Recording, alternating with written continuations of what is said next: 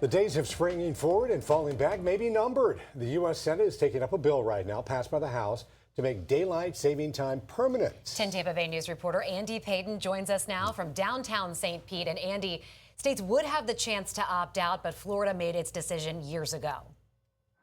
Yeah, that's right. So Florida already passed a law a few years ago, in fact, that states that the state would adopt permanent daylight savings time if Congress were to ever pass anything like this. So we figured the best place to break this down for you would be right here in downtown St. Pete, the city of sunshine, and a city that holds the record for most sunny days in a row. Let's take this past January 1st, for example, where the sun rose in St. Petersburg at 7:21 a.m. and set at 5:47 p.m. If the clocks were to no longer fall back an hour in November, it would rise at 8:21 a.m. and set at 6:47 p.m., giving us that extra hour of sunlight in the evening.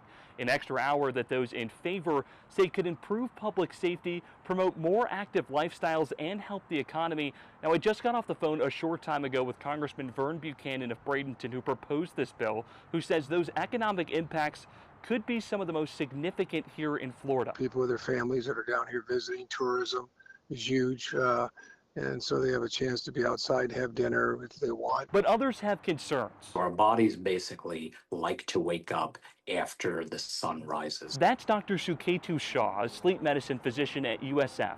He tells me not shifting our clocks back in the winter means most of us will wake up before the sun rises. So you may live in a constant state of jet lag because your body's not going to be perfect with that kind of classic sun rising. Now, that fatigue, as harmless as it may seem, could actually contribute to more car crashes, a major concern for others who worry about safety for children who would also now have to wait for school buses in the dark. Now, this does still need to pass the Senate, but Congressman Buchanan tells me he did speak with Senator Rick Scott earlier this morning, who is sponsoring this in the Senate, and says that they are optimistically hoping to see a vote take place here before recess in August. Reporting here in downtown St. Pete tonight, Andy Payton, 10 Tampa Bay News. And if approved by Congress, President Trump would have to sign off on it, but he has signaled he is in favor of that change.